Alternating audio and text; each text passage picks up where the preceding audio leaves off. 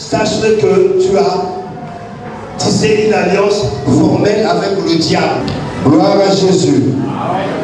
Vous avez des explications dans le fascicule, donc je cours après le temps.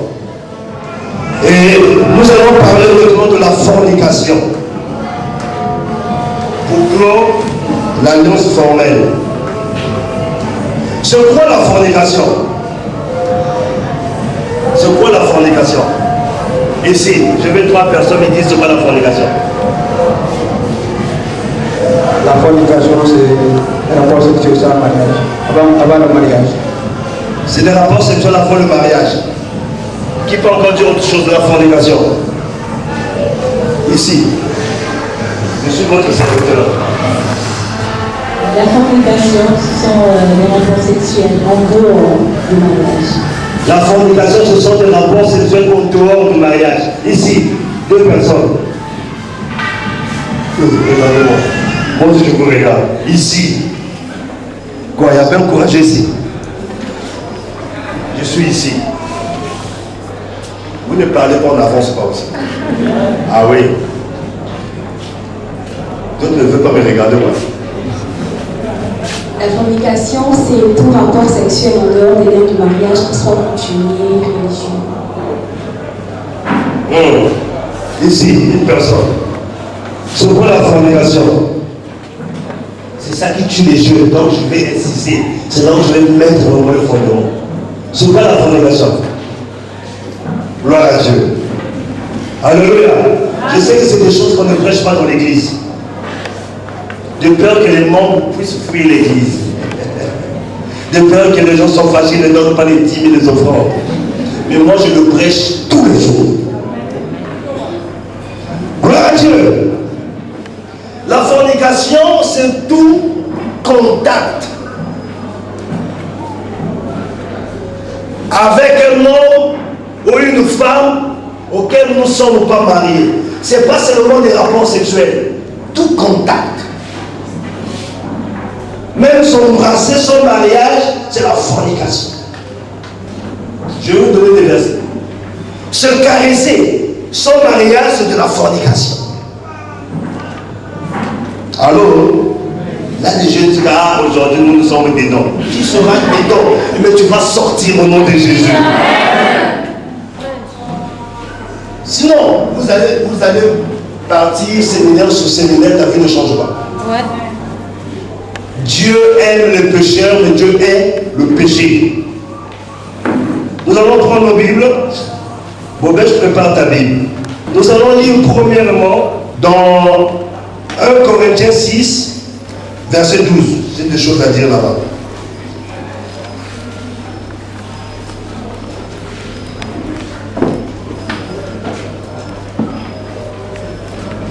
Un peu rapide. Lisons la parole de Dieu dans 1 Corinthiens 6, verset 12.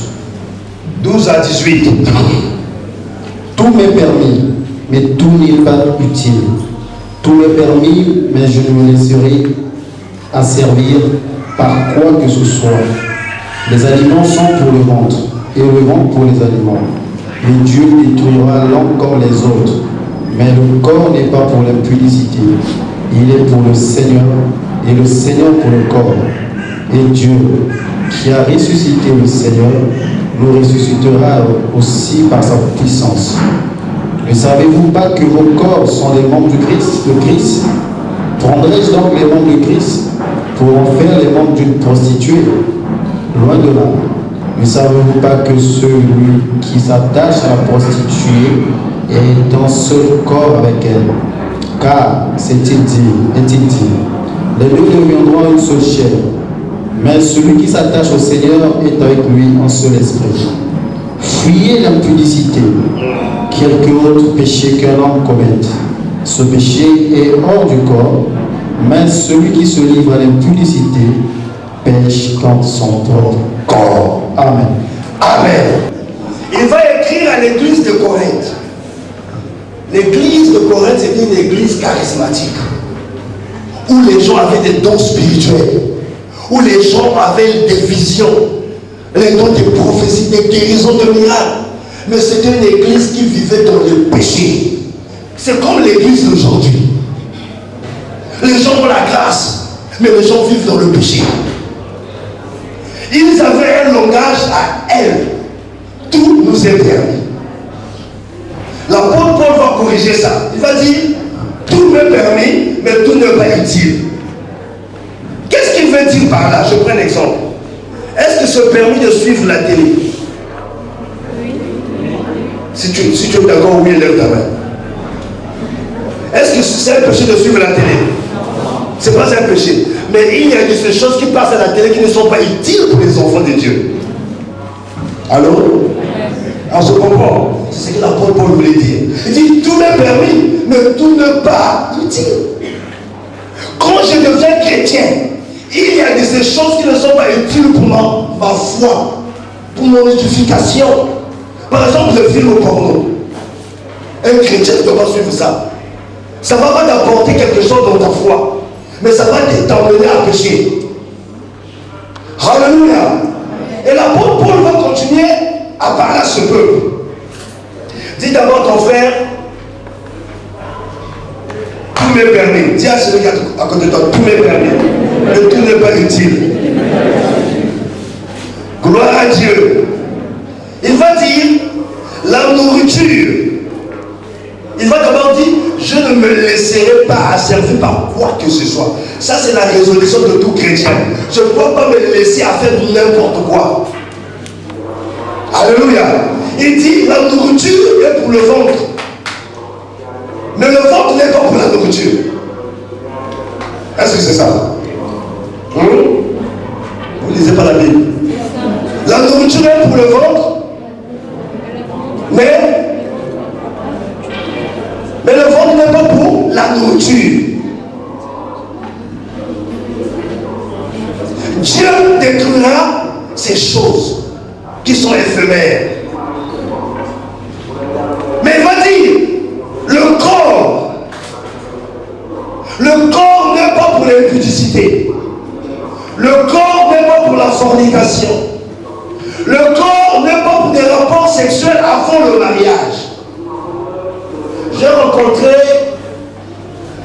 une jeune sœur musulmane quand je venais d'arriver au Sénégal. On habitait dans la même parcelle. Moi, je louais chez elle, chez son père. Elle était ibad. Vous connaissez les ibad? C'est qui se voilent. Ibad veut dire chaste. Donc, ce n'est pas seulement dans la vie chrétienne, même les musulmans. Donc, je la voyais tout chaque fois voilée. Mais elle avait une petite amie. Ce petit ami venait la rendre visite, des cadeaux. Ah, moi, je viens du monde. Dans le monde, quand tu offres des cadeaux à une fille, c'est que tu as intérêt. On ne donne pas l'argent à une fille sans qu'au retour, que tu puisses bénéficier de quelque chose. N'est-ce pas les hommes dans le monde? D'accord. Dans ma curiosité, j'ai posé la question à celle du bateau. Mais vous faites comment? Toi, tu es du bateau. Je te vois des cadeaux, tu t'offres, comment vous faites? Il dit non, on s'embrasse seulement, mais on ne fait pas des rapports sexuels. C'était une occasion pour moi, une plateforme de l'enseigner l'évangile. J'ai dit que ça soit dans la Bible, que ce soit dans le Coran, c'est un péché. L'apôtre Paul ne dit pas les rapports sexuels sur la fornication. Il dit le corps n'est pas pour la fornication. Les mains font partie de quoi? Bon, imagine un peu, tu prends tes mains là. Tu caresses une fille, tes mains sont pures ou impures? Allô? Tu prends ta bouche. Avec ta bouche, tu adores Dieu. La bouche, là, tu viens, tu adores Dieu. Jéhovah est son nom. Jéhovah est son nom. Tu prends ta bouche, tu donnes dire langue à un homme. Moi, j'appelle chat par chat, bœuf par bœuf, mouton par mouton, cobaye par cobaye. Tu prends ta langue là, tu donnes ça à un homme. Est-ce que ta bouche est pure ou impure? Non, répondez-moi, c'est comment? Il dit le corps est pour le Seigneur. Tes mains, ta bouche, tes dents, ta langue fait partie du corps. Alors, donc, le préliminaire que vous appelez préliminaire, c'est la fornication. penser seulement embrasser, c'est de la fornication. Alléluia. Personne ne dit Amen. Vous ne m'encouragez pas. Ma femme va dire Amen. Et puis, Alléluia. Ça, c'est le péché mignon de la jeunesse. Même pour nous-mêmes, les pasteurs. Gloire à Dieu. Le Dieu qui a ressuscité le Seigneur est capable de nous ressusciter. Il veut dire quoi? Si tu prends la résolution d'abandonner cette vie, de te consacrer à Dieu, Jésus va te faire sortir du tombeau de la fornication. Et il va te donner un corps qui va résister à cette vie-là. Donc ce n'est ni par ta force, ni par ta puissance, mais par l'Esprit de Dieu. Moi, je suis un grand fornicateur par l'excellence. Je vous dis un grand fornicateur. Je le fus. Je n'ai pas honte de le dire. Je ne pouvais pas imaginer si un jour je pouvais faire une journée sans faire des rapports sexuels.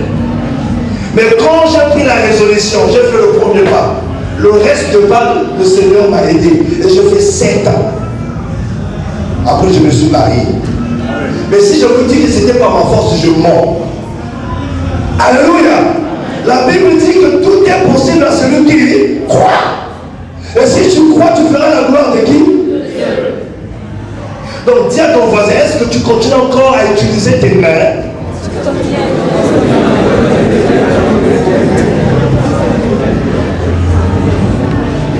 Dis à ton voisin, ta bouche doit glorifier Dieu. Ne le donne plus.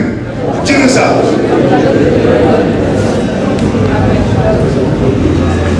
Écoute, c'est quand même faut être facile. L'homme qui t'a pas épousé, c'est pas sûr qu'il va t'épouser. Vous êtes en train de faire l'aventure. Quand on est chrétien, il n'y a plus d'aventure. Alléluia. Quand un navire, un bateau, quand ça quitte le port là, le capitaine ne peut pas démarrer son bateau s'il ne connaît pas la destinée. Alléluia. Quand tu commences une relation qui n'a pas de destinée, ne rentre pas. Il te veut pourquoi? Pour sucer ton énergie t'abandonner. Ou il te veut pour te respecter jusqu'au mariage.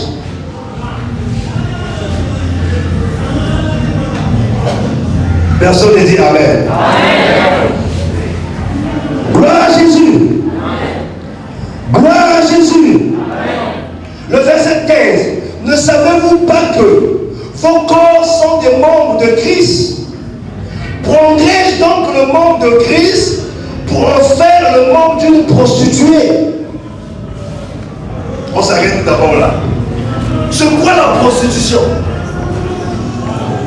Selon le langage courant, c'est celle ou celui qui vend son corps pour un gain, n'est-ce pas?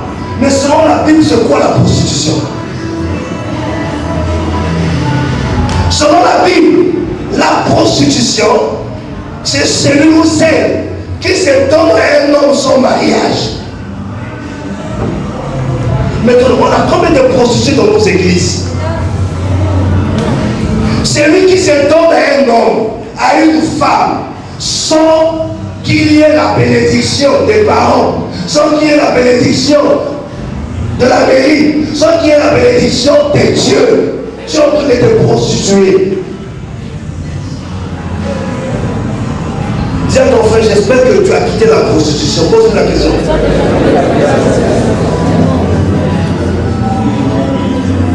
Alléluia.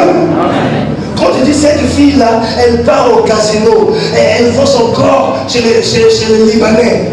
Le toilette te dit que quand tu as un seul compétent, tu es prostitué.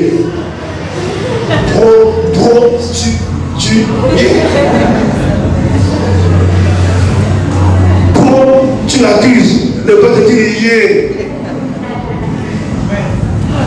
alléluia. Alléluia. Le corps est sacré. Le corps, c'est le temple de Dieu.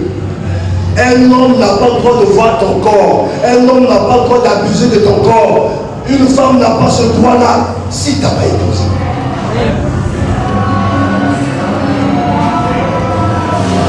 Gloire à Jésus. Maintenant, regardez. Toujours le verset 15. Loin de là, ne savez-vous pas que celui qui s'attache à la prostituée est un seul corps avec elle? C'est là que je vais parler de lien d'âme. Suis-moi bien. Ne savez-vous pas que celui qui s'attache, s'attacher ici veut dire coucher, celui qui couche avec une prostituée est un seul corps avec elle. Car, est-il dit, le deux deviendra une seule chair. Dans le rapport sexuel, tout est passager. Si j'ai la tuberculose, je donne ma bouche à ma femme, elle va recevoir quoi? Pourquoi elle va attraper ça? Hein? Parce que dans nos salives, il y a les sangs. Elle attrape la tuberculose. Si j'ai le sida, je passe une intimité avec ma femme, je la transmets quoi? Le sida. Si j'ai la gonorrhée, je vais la transmettre par gonorrhée. Ça c'est dans le physique. Gloire à Dieu. Ça c'est dans le physique. Dans le physique, moi je me rappelle quand j'étais dans le monde, j'ai aimé une fille, on était en boîte. On a dansé la nuit, on a dansé, on est allé dormir. On a dormi ensemble, on a couché ensemble. Et le matin, quand je me réveille, j'avais l'infection. Aussitôt, j'ai reçu. Et c'est ça dans le monde spirituel. Si dans le monde physique, je peux te transmettre les microbes, dans le monde spirituel, je peux te transmettre des esprits. Alléluia. On a fait la délivrance d'un monsieur. Cet homme a couché avec une jeune fille de 25 ans. Lui, il était déjà dans les 50 ans. Alors la jeune fille était dans la sorcellerie. Alors dans le rapport sexuel, tout est passager. Vous savez, notre âme est le siège de nos émotions, de nos plaisirs, l'intelligence, les sentiments, tout ça vient de l'âme. Pendant les rapports sexuels, quand les deux partenaires sont en train de jouir, les deux âmes deviennent une. Alléluia. Donc pendant les rapports sexuels, si je suis sorcier, si je suis sorcier, autant pour moi, je te transmets ma sémence. Dans les rapports sexuels. Si je viens d'une famille où j'ai hérité des esprits de mes aïeux, de mes parents, d'impudicité, dès que je couche avec eux, je te transmets ça. Alors, donc quand tu prends les rapports sexuels, j'ai froid, tu es à la maison, j'arrive. Sachez que dans les rapports sexuels, c'est du donnant-donnant. On partage des esprits. Donc, on peut briser des alliances avec ce programme. Si tu retournes coucher avec un homme, ces esprits vont revenir. Allô? Si tu veux régler ton problème spirituel, finir avec les alliances, il faut faire un vœu de chasteté. Et commencer à marcher dans la sanctification.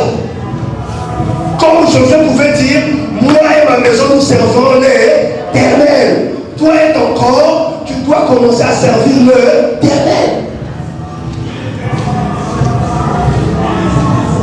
Alléluia. Vous fatiguez des pasteurs. Pasteur, je ne dors pas la nuit. Pasteur, j'ai des problèmes. Alors que tu mènes une vie, deux vies. Une vie chrétienne, une vie païenne. Tu dois choisir. Soit tu restes païen, ou soit tu restes chrétien. C'est à ton frère, il faut faire le choix. Il y a des gens qui me regardent avant que ça sorte. Mais c'est ton problème. C'est toi qui te détruis. C'est toi qui détruis ta vie.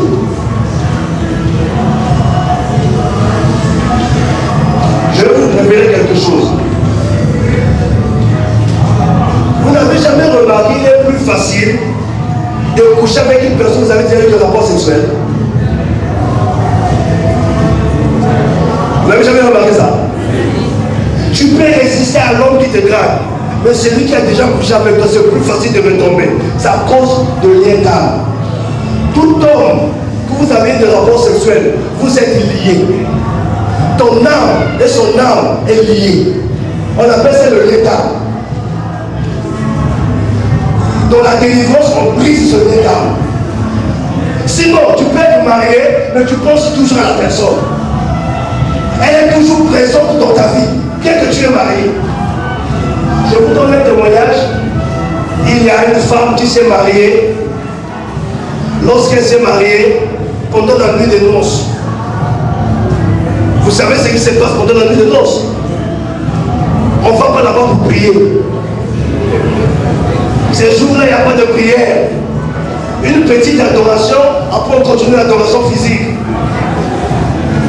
Et pendant l'adoration physique, la période de jouissance, la sœur va commencer à pousser des cris.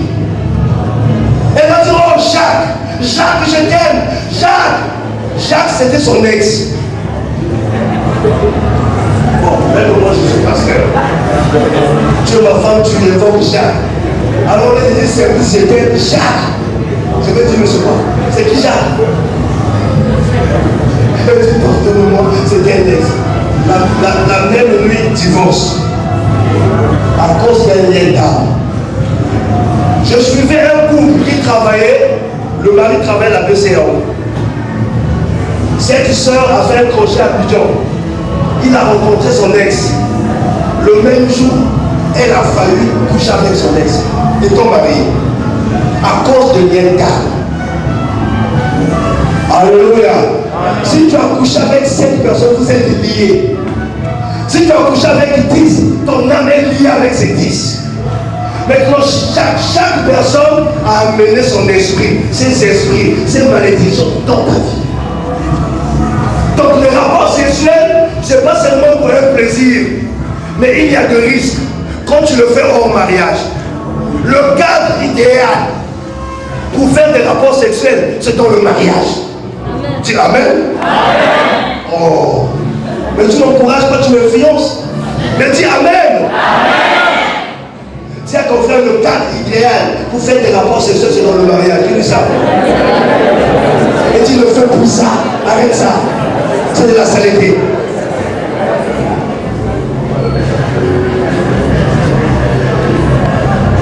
Allô? Est-ce que ça passe? Est-ce que ça passe? Le deux deviendra une seule chair. Dans le rapport sexuel, on devient une seule chair. Surtout l'homme qui t'a déviergé. C'est la première alliance. Le sang qui coule là, c'est la première alliance. La première personne qui a fait l'alliance avec ton âme, c'est lui.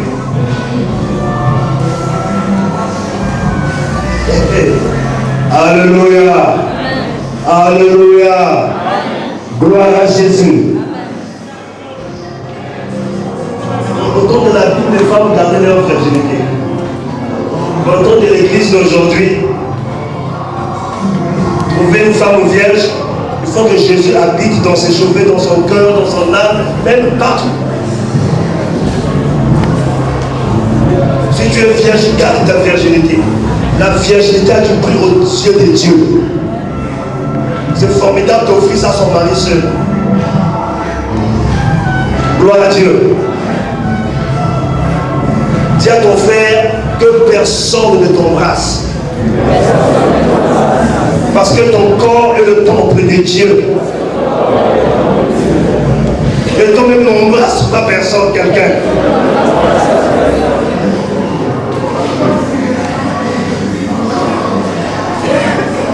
Maintenant, si tu as un copain, tu as une copine, la Bible dit, si ta mère congèle une occasion de chiffre, faire manger, coupe. Moi j'avais une copine que j'aimais beaucoup. C'était la fille d'un ministre. Elle m'achetait des Lévi-Strauss. Elle m'achetait des Air Jordan. À cette époque, nous on partait en boîte. Et quand je suis arrivé à l'église, on a prêché sur la fornication. La parole m'a secoué. Je suis venu la rencontrer. J'ai dit que vraiment, j'aimerais qu'on arrête c'est qu'on fait, mais on vit seulement ensemble jusqu'au mariage. Elle m'a dit Simplice, c'est pas moi qu'on a prêché cette parole, c'est toi. Moi je ne suis pas prêt parce que j'aime ça. Si toi tu veux être chaste, c'est ton choix. Je te donne 40 minutes de réfléchir. Il y a beaucoup de hommes qui me draguent. Fais un choix. Je te le dis parce que tu seras en face d'un choix. Le juge a dit qu'il faut choisir. Si vous allez continuer à servir le Dieu que vos pères ont adoré, ça c'est votre problème. Mais moi et ma maison, nous servirons l'Éternel. Il faut faire un choix entre ton copain et Jésus. Mon nom, il paye mon loyer. Celui qui m'achète le fuseau, c'est faire un choix. Dis à ton frère, il faut faire un choix. C'est un lien, une alliance formelle. Des rapports sexuels avant le mariage. Si tu ne règles pas ce problème, Jésus ne pourrait jamais habiter dans ton corps. Il ne va jamais faire de ton corps son temple. Parce que tu es obligé de suer ce corps. La Bible dit les impudiques ne rentreront pas dans le royaume des cieux. Et tu ne rentreras pas au ciel. Je suis en train de donner l'enseignement sur la vie de chasteté. Comment marcher dans la chasteté. Quelles sont les personnes qui ont suivi ces enseignements? Les avantages de la chasteté et les inconvénients d'une personne qui vit dans l'impudicité. C'est très important de connaître ces choses. Et comment marcher dans la chasteté. J'en passe. Je pense que vous avez compris quelque chose. N'est-ce pas? On court après le temps. Gloire à Dieu. Nous allons maintenant parler des alliances informelles.